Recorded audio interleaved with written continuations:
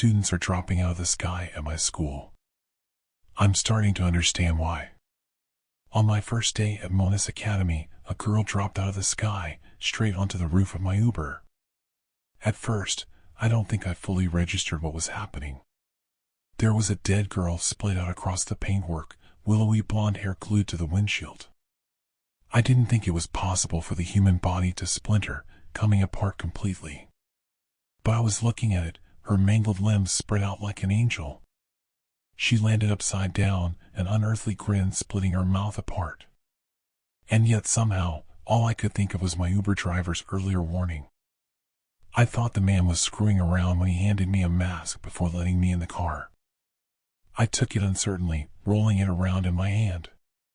We were 4 years into a pandemic, sure. But I thought the world had returned to a kind of normal.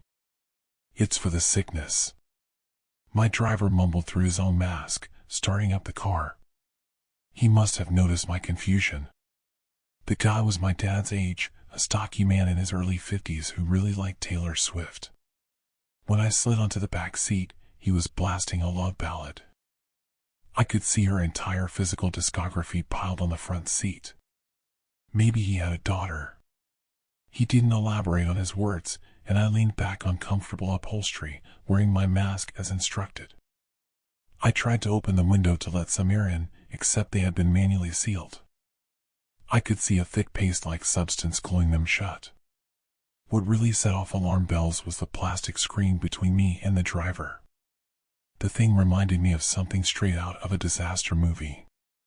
You know, when Patient Zero is sealed into a plastic tent. I prodded it and he politely reminded me there was hand sanitizer on the seat next to me.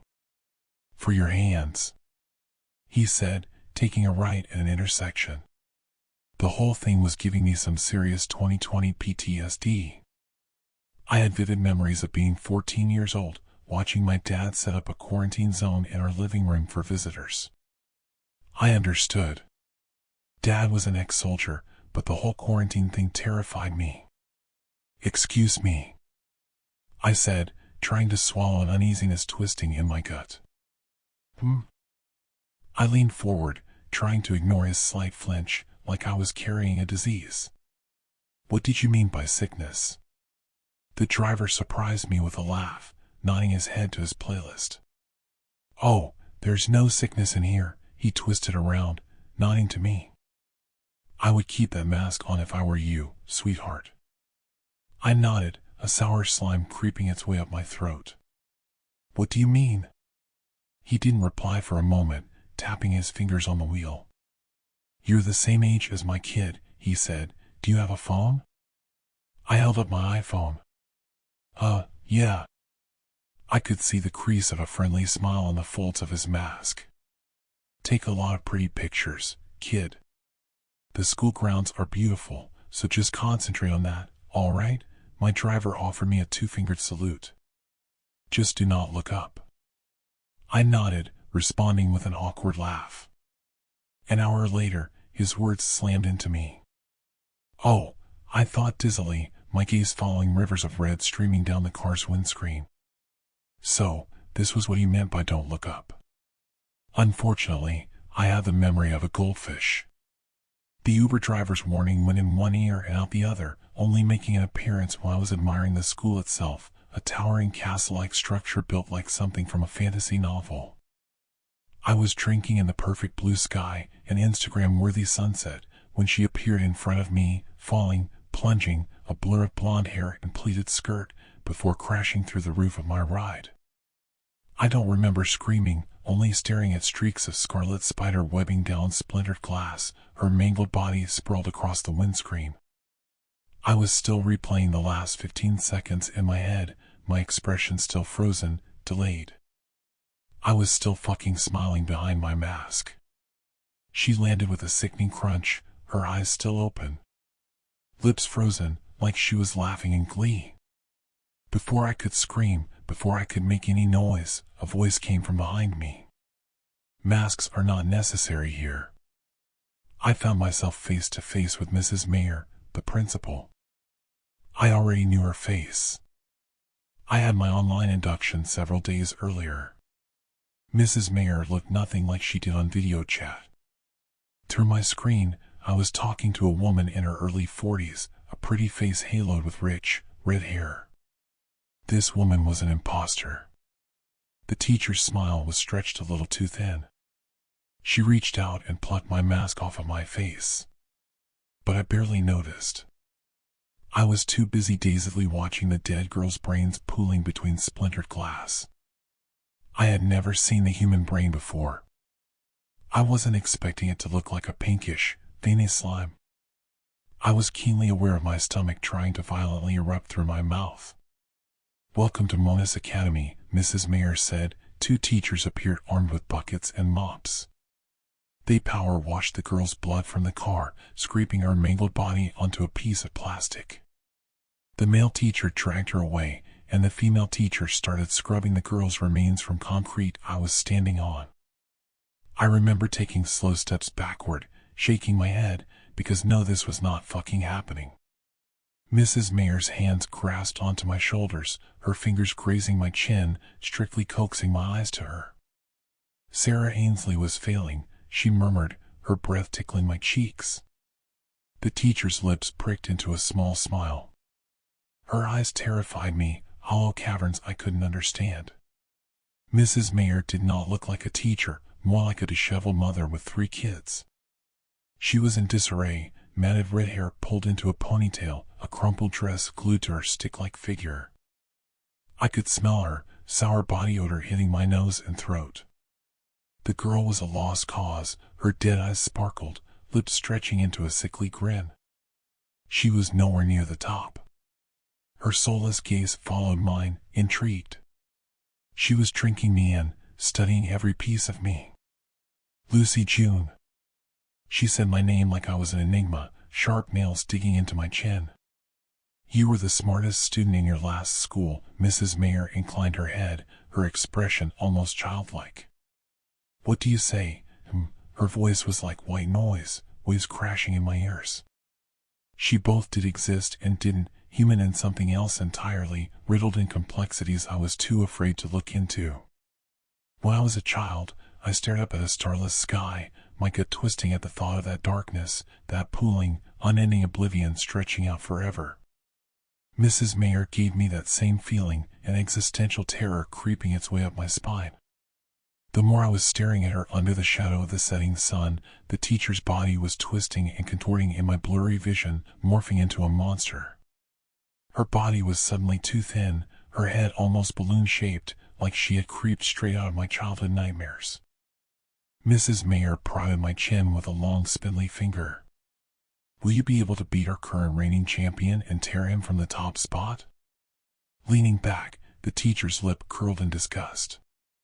In the corner of my eye, the female teacher was picking pieces of skull from her wire brush. "Or will you be another Sarah?" She scoffed, nodding at the ground. I didn't realize I was standing in pooling red, reduced to a pathetic pile of mush. Her words woke me from my trance, where I was following a stray streak of red down the Uber's window. Now it made sense why his windows were sealed. How many students had plunged through the roof of his car? How many mangled bodies were peeled from his windscreen? I jumped when ice-cold water from the power hose splashed my ankles. Watching the dead girl's blood run clear across the tarmac, I remembered how to move. How to run. "Welcome to Monis Academy," Mrs. Mayer said, again, when I stumbled back. She folded her arms, regarding me with a small smile. "As you can see, Lucy, our students take their grades very seriously here." "Hey." The voice was new, coming from above. I lifted my head, my body already reacting, expecting another body to drop. Instead, my gaze found an open window. A brunette with a wide smile and eyes that did not match her frenzied grin. "Run," she screamed, cupping her mouth. Another open window, this time a guy, waving manically. His eyes were filled with mania, that exact same insanity drowning Mrs. Mayer. "Are you stupid?" he yelled, his mouth stretched, molded into a laughing smile. His voice, however, was a warning. "Get away from here," the boy gestured behind me. Go. I followed his pointer finger. The gates. At first, my body confused running with throwing up. I was on my knees, heating up my lunch, and then I was running, throwing myself into a sprint, cheered by the two students hanging out the windows. When I risked to look back, Mrs. Mayer was standing with her arms folded, lips pursed. She made no move to run after me. This school was psychotic. I threw myself into a run, falling over my shoes, my head spinning. I could still see her. I could see the world stopping in front of me, the girl's body landing with a sickening crunch. Her neck snapping on impact, her spine splintering through glass. Throwing up again, I choked up slimy breakfast bile. Keep going. The two students were cheering me on, like it was a game. I got as far as the main gates, panting, my hands on my knees. Locked. The sound of engines signaled my Uber leaving campus through a separate exit. Hey! I tried to follow, when the gates slammed shut behind him. I was trapped. Have you considered joining the drama club, Lucy? Mrs. Mayer was standing behind me, holding my luggage. When I looked for the two kids, their windows were shut. I'm not staying here. I told the teacher, threatening to call the police. My phone was dead, but she didn't know that. I told her I wanted to go home. No, I screamed at her. I told her the school was psychotic and I wanted to leave. Mrs. Mayer handed me my things, ignoring my freak out. Instead of scolding me, she smiled. I'm expecting great things from you, Lucy. Great things. The way she said it, the words twisted and snake-like on her tongue. Like a melody, a hypnotizing murmur lulling my mind. Great things. I found myself nodding. Good. Mrs. Mayer handed me my luggage, taking my hand and manually wrapping my fingers around the handle. Now, you should head inside, her voice was like wind chimes. Your room number will be on your welcome email. The teacher's voice followed me inside the school, pushing me into autopilot. I am expecting great things from you, Lucy. You are going to excel at Monis. The academy itself was bland, like any other old building. I barely remember the main reception, a room resembling a hotel lobby. There were students mulling around. I dragged myself up a marble staircase to my dorm room. The world didn't feel real. I was pushing my way into the girls' dorm when a group of younger kids ran through, one of them holding a scary-looking knife. The girls were giggling, talking in hushed whispers. When I sidled past them, the group burst out laughing. Monis Academy was a school for psychopaths. I was dazedly staring at our door when it opened, a head poking through. My roommate was a mousy blonde with pigtails. She told me the devil lived among them, so the teachers were playing a game. I'm Thea. She introduced herself with that exact same empty smile, vacant eyes that barely found mine. Thea was pretty. I focused on her face instead of the rapidly growing cavern in my mind. I still wasn't sure how I had moved from A to B. I was standing in front of the school gate, and then I was in the girls' dorm, Mrs. Mayer's words still clanging in my skull. I had the potential to be great. I had the potential to be the best. Thea was kneeling in front of me, her head inclined. Hello, she waved a manicured hand in front of my face, a frown curving on her lips. The brain fog should wear off after a while, she murmured. I smoked weed, but I'd advise against that. Unsurprisingly, weed makes it worse. I didn't respond. It was like being high, but at the same time, I was fully aware of my mind being contorted, rewired, which was kinda ticklish. Like someone was tickling the bare meat of my brain with a feather. When I lightly prodded my right ear, I could feel a certain pressure, like my mind was struggling, expanding in my skull. There was something wet running down the curve of my neck, but I didn't care. Hey, new kid? My roommate's voice sounded like ocean waves. Thea sighed, before slapping me across the face. The world spun, and I blinked slowly. I didn't remember sitting down, but I was cross-legged on a plain single bed. Thea loomed over me, her arms folded. "Lucy, right?" I felt myself nod, drowning in Mrs. Mayer's voice. I could be great. I had the potential to be the best. I could claw my way to the top and take the Monis Academy top spot.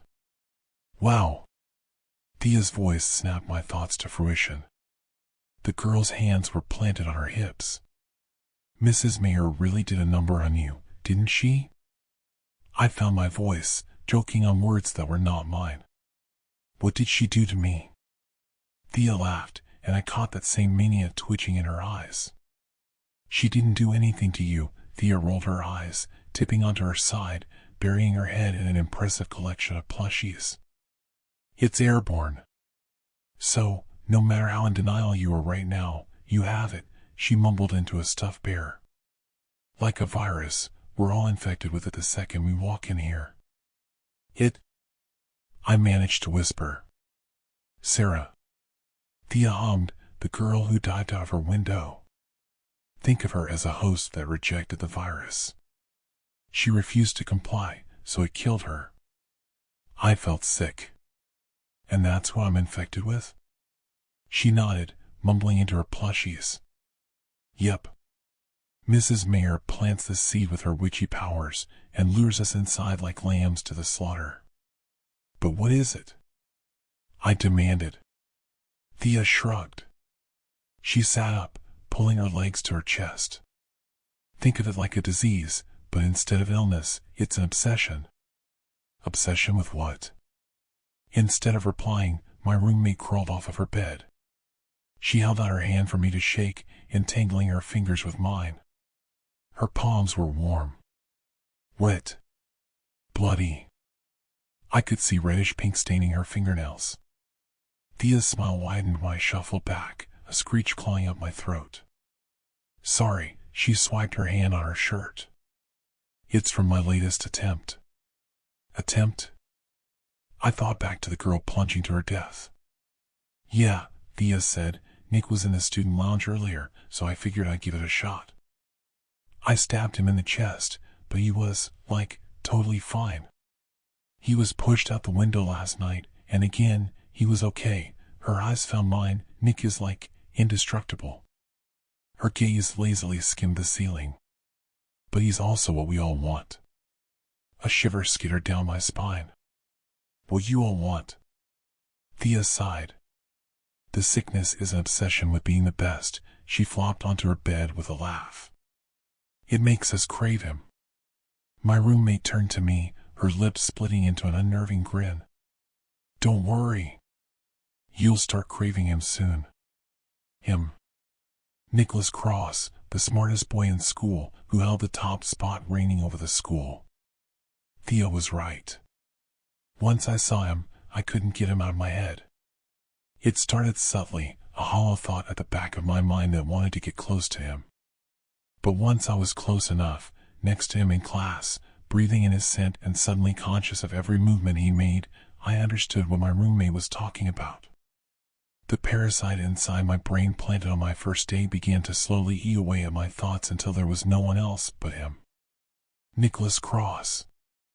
Rich brown curls, sculpted in the school's prestigious uniform, a mind that I was ravenous for, a hierarchy position I needed to rip from him. Obsession became infatuation, and then something more. I started to talk to him in class, trying to make conversation. But I couldn't fucking think straight. My hands were shaking, my gut twisting into knots. His presence was suffocating, twisting infatuation to envy, and envy to hate. Nicholas Cross was a target every day. I walked into English class to find two boys pushing him out of the window. He was fine, appearing an hour later, picking strands of grass out of his hair. Two girls slashed him through the stomach in the cafeteria. He ignored them, continuing to eat his sandwich. The quiet girl sitting in front of us twisted around halfway through class and stabbed him straight through the skull. I remember watching his blood spatter on my paper, red droplets stemming across my desk. I wanted to see more of it, my poison thoughts screamed. I wanted to spill his blood myself. That was the first thought that wasn't mine, spreading through me like wildfire until I was resisting the urge to lick the boy's blood from my desk. Again, Nicholas was fine. He calmly pulled out the knife, handing it back to the girl, who took it with trembling hands. Better luck next time, Ella, he winked, and the girl started screeching. The teacher didn't care, ignoring Ella's mental breakdown. When she slammed her head into the desk hard enough to burst her nose, he continued teaching. I thought I could stay myself. I thought this so-called sickness wouldn't affect me. But then I found myself falling in love with not just him, but his mind. I wanted to understand it, to rip it open and study it myself. So, I proposed a study session, which he laughed at. I'm good, Nicholas said, raising a brow. I'm not the one who needs a study session. Harsh, but I wasn't going to give up. How about we just hang out? The words were spilling from my lips before I could stop them. Nicholas shrugged. Sure, his lips formed a smile. How about 8? Do you want to hang in your room, or mine? I told him my room, and we made plans to watch a movie. Thea immediately suggested killing him, but I was more interested in getting to know the guy. There had to be a reason why he was the top student, why the whole school wanted him dead. 8 p.m. came, and there was no sign of him. I waited 10 minutes. Then 20. Half an hour. 45 minutes. As I kind of expected, he didn't turn up. When I confronted him in class, he mocked a double take. Wait, you were serious? Nick laughed. Why would I hang with someone like you? Aren't you ranked, like, 18th? I was, but that didn't matter. When I started to lose touch with reality, my grades did not matter. When I started wanting to fucking kill this boy, my grades did not matter. What did matter was plucking Nicholas Cross off of the top spot and taking it for myself. Days blurred into one, and this sickness began to take hold. I lost myself, sinking into a pit of envy that swallowed me up, polluting my thoughts with scenarios where I had the top spot. It was a craving I couldn't control, stronger than any black market drug. I stopped sleeping, using all my time to carry out the perfect murder. Thea told me I was falling, drowning like her. She told me sucking on candy helped. Meditation. Video games. But I couldn't concentrate. Everything reminded me of him. I wanted to be better than him. Mrs. Mayer said I could be better than him. I started losing time, and finding it, and losing it again. The academy became a prison. I forgot where the exits were. I forgot there was a world outside this school. Sometimes I caught myself sleepwalking, my teacher's words stringing me along. The parasite in my head was in full control, and the drug I couldn't get enough of had twisted me into a monster I could not recognize. I found myself rocking back and forth in bed. In my lost time, I killed Nicholas Cross 3 times. I drowned him in the indoor swimming pool. I woke up when he was lying face down in the water. I should have felt something, but Mrs. Mayer's voice praised me. She told me I had done a great job, but I was yet to kill the devil. The next morning, Nicholas came to class with a smile, his hair still damp and stinking of chlorine. He slumped down in his seat, still soaking wet. Morning, Lucy, his grin snapped what little of my sanity I had left. I suffocated him with Thea's pillow, only for him to return it half an hour later, apologizing for the bloodstains. Mrs. Mayer told me to get creative, chastising me for being so stupid. I stabbed him in the chest, only fully waking up when he was laughing, dying in my arms. Nick joined me for lunch the following day, offering me his peanut butter and jelly sandwich. When he slid the knife over too, I choked on my lunch. Nick nodded at me, grinning through his sandwich. "Isn't it a great day?" he said loudly, leaning his chin on his fist. "Don't you think so, Lucy?" He cocked his head, his eyes bright. Can I call you Luce? Like Lucy-goosey. His eyes, Mrs. Mayer whispered in my ear. The eyes of the devil. Nicholas Cross was not dying, and this thing was in full control. I tried to escape the school when I regained a semblance of my mind, but Mrs. Mayer was waiting for me with those exact same words that bewitched me in the first place. She told me I could be better than him, that all it took was thinking outside the box. Her invisible tendrils were too deep, too ingrained into me. I followed her orders, and like I was dancing, floating in a dream, I crept into Nick's room, my teacher's voice molding my mind into her puppet. Taking the sharpest knife from the dorm kitchen, a butcher blade, I sliced Nicholas Cross into pieces when he was curled up in bed. It was the first time he looked human, and the sight of him almost woke me up. Almost stopped me. What are you waiting for, Lucy? Do you want to be the best or not? I did. So, I cut into him. When his blood splattered my face, I fought back, fought to stop, but Mrs. Mayer told me to keep going. You're doing so well. Sever the demon. I continued, hacking him apart, forcing the blade through muscle and bone. Nicholas's roommate watched me with a dazed smile. When I caught his eye, he started laughing. He'll come back, the boy chuckled. Don't you think I've tried that? The knife slipped from my fingers, but Mrs. Mayer's voice was still in my head. So loud, like claps of thunder. I had to be the best. Panicking, I grabbed a piece of Nick and stuffed his flesh into my mouth. I chewed, barfed, forcing it down with water. My body worked like a marionette, my teacher cheering me on. I snapped out of it when I was chewing my way through his torso. Yes, Lucy. What creative idea! When I was on my knees, covered in Nicholas Cross's blood, I waited for him to come back, to magically piece himself back together. But he didn't. I walked into class, narrowly missing a girl trying to stab me through the eye. Thea tried to asphyxiate me in my sleep. I took Nick's spot, immediately cementing myself into the minds of my classmates. With him dead and gone, I was the top student. But I was also free of the parasite in my brain and fully aware of what I had done. Mrs. Mayer's voice was gone, and I was a fucking monster.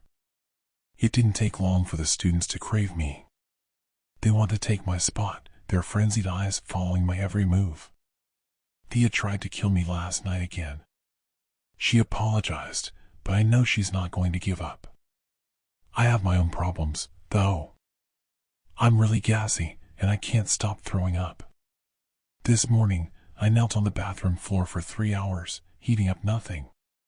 But I can already feel him. He's been in my stomach for days, slowly stitching himself back together. His fingers are there, I can feel them. He's clawing his way back up my throat, expanding in my mouth, phantom fingers protruding through my gnawing lips, trying to force them open. Please help me. I'm at Mona's Academy, and I just ate the top student. I know we don't exist on any Google search, but I promise you, we're here and we need help. I'm so fucking scared of what's inside me. What I've done. There's a sickness here that turns us into monsters, a devil who is playing games. Nicholas Cross wants to retake his top spot. I clamp my mouth shut, but he just laughs. He wails at me, telling me I killed the wrong devil. And so did the girl who held the top spot before Nicholas, an endless echo of top students. They're never going to stop, never going to leave me alone. All of them, inside me. Inside Nicholas. Because no matter what I do, they are always going to come back. Something haunted my grandpa his whole life. Now it's after me. My grandpa told me a story, a confession, really, right before he died. This was 15 years ago. I had ended up alone with him in hospice and he was lying in bed struggling to breathe. He said he needed to say something. He and some other kids had killed a boy at summer camp. Ezekiel. He didn't open his eyes, just held me and started talking, stopping every so often because he couldn't catch his breath. Growing up, my grandpa had gone to a summer camp way up north near the Canadian border. The camp was founded by Teddy Roosevelt, people said, and nice families from Milwaukee, Minneapolis, and even Chicago sent their boys there to toughen them up. My grandpa was 11 that summer. Ezekiel was younger, maybe 9 or 10. Ezekiel was a strange kid. He came from a farm in Minnesota and was going to camp on a scholarship.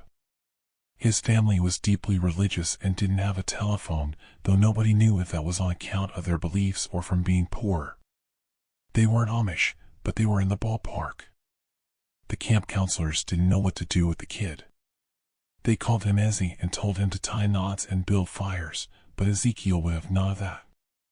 He was probably sick of doing real chores on the farm. He definitely didn't need toughening up.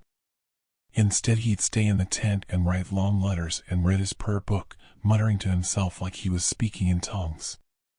The camp had all kinds of Protestants and a few Catholics, but nothing like him, no faith healers or snake handlers. And the way he'd look at you could make your blood run cold. Looking back at it, Ezekiel was probably afraid, out in the woods with a bunch of rich kids, so he was leaning on his faith. Not that the other kids didn't give a shit. They bullied Ezekiel. It was fun and it quickly got out of hand, the way it usually does when adults look the other way. The kids pretended to lay hands on Ezekiel and yelled gibberish, hid cigarette butts in his food, stole his letters and read them aloud at campfire and wiped their asses with the pages. They did the same to his prayer book. Then one day, on a hike, some older boys took Ezekiel off the trail. It was a big pine forest, almost cold even though it was July, filled with the sound of birds and the wind. My grandpa didn't know what they did to him. He took no part, he swore to God. Whatever the older boys did, they took it too far. The rest of the day Ezekiel lay in his cot, his back to everyone else. The next morning was a Sunday, brilliant weather. The chapel sermon by the lake was about courageous acts of faith. My grandpa told himself that he was going to be brave, like Daniel in the lion's den. If he saw something wrong, he would speak up. He looked over at Ezekiel, who, like usual, wasn't listening. The kid was staring out at the lake and the ripples of blue-black water kicked up by the wind. They had morning swim that day, always ball-numbingly cold, but there was a water slide and a diving tower on a raft and you could get used to the water after a couple minutes, stop shivering at least. The boys were doing dives off the tower. The platform was about 15 feet above the water. My grandpa was in the lake, hugging the raft and watching his friends tumble through the air and fall headfirst into the water. To everyone's surprise, Ezekiel was up next, tiny and awkward looking up on the top of the tower. Everyone quieted down. He stretched his hands out in front of him, bent his knees, and someone shouted something. My grandpa didn't catch what it was, but it knocked Ezekiel off balance. He tripped and fell off the ledge and landed face first onto the raft. They heard his skull break, like the sound of a large egg getting cracked open under a towel, watching him stupidly as he bounced back up and into the water, then looking at the empty diving platform, at the blood on the raft, the blood already thin and runny from mixing with the lake water. The shock passed. Then bedlam, people diving into the water, others running to the shore, whistles, screaming, water churning everywhere. The lake was very deep here, for safer diving, and the water quickly got inky black, starting at 4 or 5 feet down. Too much time passed. Finally they pulled Ezekiel up and swam him to land. As they carried him out, his head fell back limply. His face was crushed in the middle, water dripping from the crown of the dead boy's head. It took a while to reach Ezekiel's parents. It turned out they did have a telephone, but a bad storm had knocked out the lines. They didn't get word until late, and, roads being what they were, wouldn't make it to the camp until the next day. What to do until then? There was no hospital nearby, no sheriff's office. The lodge was the only real building on the grounds, a 2-story log cabin supposedly built by pioneers with a dining hall attached. They put Ezekiel in the basement of the lodge since it was cool and dark down there, put him on a table so he wouldn't have to be on the dirt floor, and put a handkerchief over his face so they wouldn't have to look at it. Then the thunderstorm that had been out west blew through east, a bad one with hail and pounding rain. All the tents got washed out by nightfall and everyone had to sleep in the lodge, 50 or 60 kids in sleeping bags on the floor, all trying to fall asleep as fast as humanly possible, focusing on the sounds of the storm so their thoughts wouldn't drift down to the basement. My grandpa unluckily had ended up next to the basement door. As you can imagine, he wasn't sleeping well. Whenever he closed his eyes, he saw the blood on the raft Ezekiel carried out from the water, his face. Boom! A loud crash. My grandpa sat up. Thunder? Nobody else moved. Even the counselors, who had stayed up late on the porch talking gloomily among themselves, men barely older than the boys, were now fast asleep.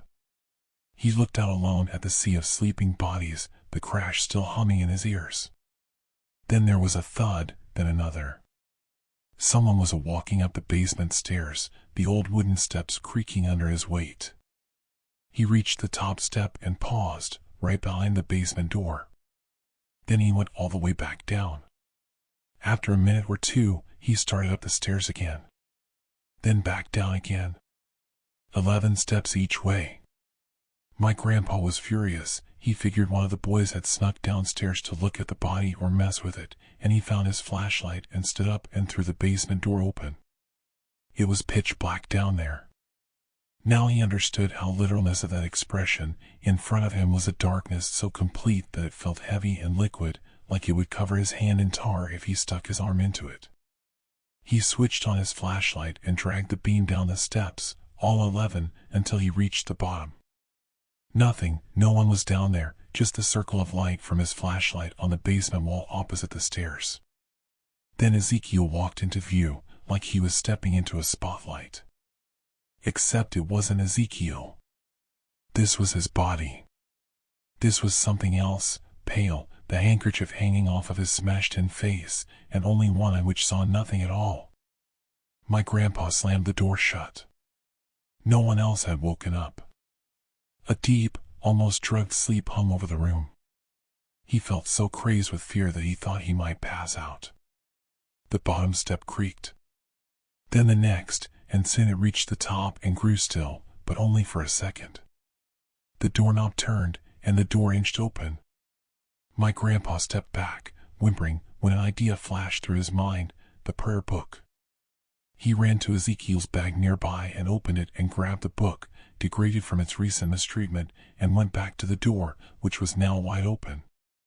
Ezekiel was on the top step. He looked almost normal in the near-complete dark, when the flashlight wasn't on him, like any other kid who had stepped into a shadow. Ezekiel grabbed the book from my grandpa, seeming to weigh it in his hands. To think something over. Then he turned and walked back downstairs. My grandpa shut the door and locked it, waited. Nothing happened. Silence. Then he grabbed his sleeping bag and brought it to the opposite side of the room, by the front door where it was wet from the storm. He lay in a puddle and waited for daylight. Ezekiel's parents came during breakfast. Their clothes were normal. His mother couldn't speak, but his father managed to thank them for letting Ezekiel rest with his prayer book the night before. If they noticed the book's condition, they didn't say anything. Then they drove off with their boy and that was it. No lawsuit or anything. Different times. Once he finished, my grandpa stared up at the hospice ceiling. He didn't seem relieved for having told me. Then he looked up for, his dark blue eyes sunken deeply into his face. "I hear him," he said. "When it's quiet. Late at night. I hear him on the stairs. After we had Richard, it started. Got worse as I got older. I'm sorry," he said. "Now I'm here, and I hear him all the time. My grandpa died 15 years ago. For a long time I forgot about what he said. No memory at all. It's weird, I know, but you never want to remember your family members like they were at the very end. It's not them. They've already left the building and it's some animal dying there instead. I recently became a father. We're all good. Mom's healthy. Baby's healthy and beautiful.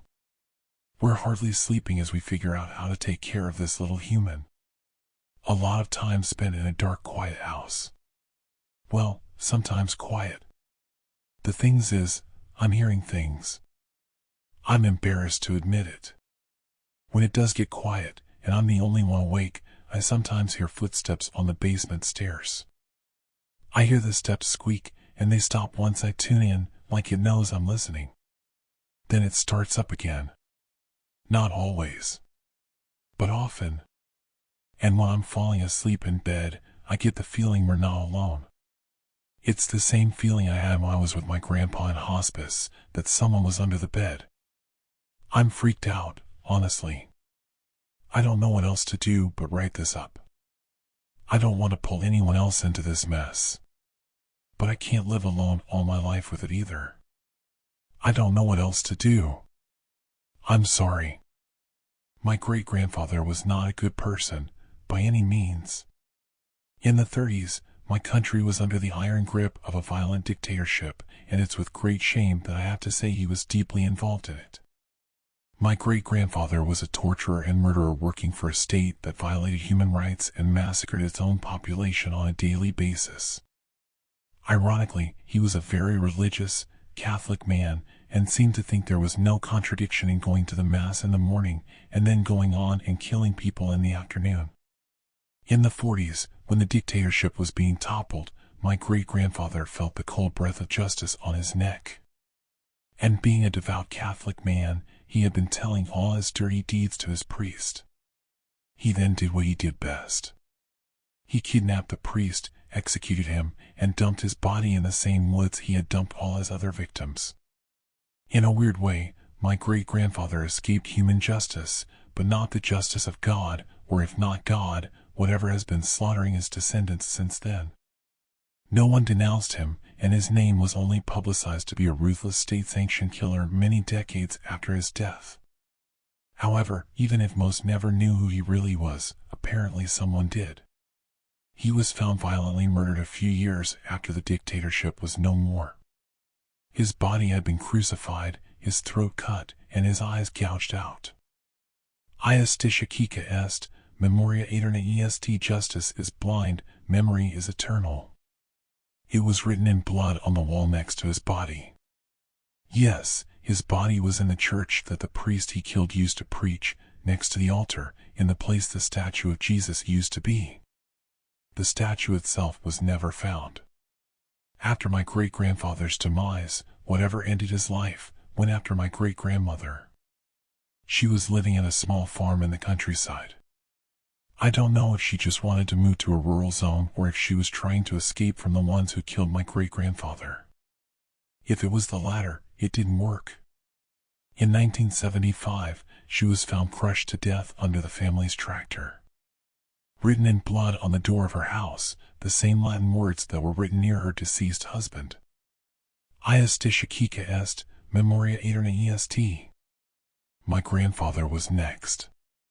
In the late 80s, he suddenly came home, screaming that Jesus wanted to kill him. My grandmother told him to leave, believing he was drunk. He left, and that was the last time anyone saw him. And a few years later, the curse passed on to my grandmother. My father found her one day after coming back from school. There was a wooden cross with a sharp stake-like handle embedded into her chest. She was bleeding, but alive. She was taken to the hospital, and whenever someone asked her who did that, she would firmly say, Jesus. It happened again, a few days later. She was found in the hospital's chapel, nailed to the cross on the wall, replacing the statue of Jesus, her wrists cut and filling the floor with blood. As she was already in a hospital, they managed to save her, and a police officer would then be on her hospital room at all times. The Jesus figure was never found. After this, my father's family would always be on the move. They were always renting different houses, moving around between states and cities, and only Protestant crosses were allowed in my grandma's vicinity. She managed to survive for a long time using these precautions, long into my father's adulthood. She also had 3 children before her husband disappeared, and all of them were aware of the curse, and this ended up benefiting me a lot in the long run. One day, even with all of her precautions, she had to attend a courthouse hearing as a witness. Despite the state being secular, for some reason, to this day all courthouses have Catholic crosses. That means a cross with an image of Jesus. 3 days after the hearing, she was found dead, with her neck horribly deformed. When they opened it, there was a mass of wood stuck in her throat. A mass that was actually the crumpled figure of Jesus. The cross in the courthouse was, of course, empty. Someone wrote the same old message on the wall under it with a knife. Ius discica est, memoria aeterna est. I was already born by that point, and I remember going to her funeral. It was either 2006 or 2007. A funeral that none of her children attended.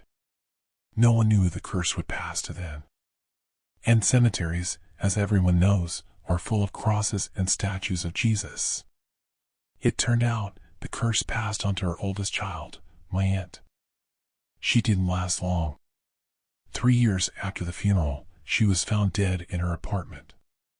The door had been broken, and someone had entered and beaten her to death. Her face was so destroyed they had to use teeth to confirm it was really her corpse. As per tradition, someone had written on the wall using blood.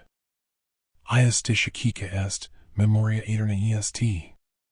Yes, turns out one of her neighbors had a human-sized Jesus statue. A statue that was never seen again after the killing. She had no husband or children. This meant the curse would pass on to the next person of the bloodline. When my father was informed of the murder, he immediately knew he was next. With my great-grandmother, it took more than 20 years for the curse to get to her. With my grandfather, it took around 10. With my aunt, it took 3. The time span was getting shorter every time. If the pattern kept that way, he imagined, he'd have around a year or 2 at most before an angry Jesus statue was on his doorstep intending to kill him in a gruesome manner. After that, it would be my uncle's time, and then my mom, and finally, me. My father had a smart solution. He sold everything he had, bought a boat, and sailed away. I would only see him once or twice a year after this. During my birthday and his birthday, he briefly anchored his boat, and we went over there to see him.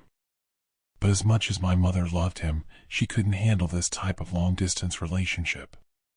They ended up divorcing, and my mother started dating another man, a very wealthy former federal agent. Maybe this would free her from the curse after all. Well, it didn't. I don't know how my father died, but when he stopped showing up, we figured that either Jesus had caught him or something equally bad happened. Regardless, when my uncle was found crucified in the ceiling of his office, with the message Ius discica est, memoria aeterna est carved on his chest, we knew 2 things. 1, my father was dead. 2, the curse would soon be passed on to either me or my mother. My mother decided then to live the same way my grandmother did before she passed away. She bought a trailer, a shotgun, pistols, and started teaching me how to shoot. From then on, I would live with her and my stepdad on the road, never spending more than 3 days in the same city. And yet, we had close calls.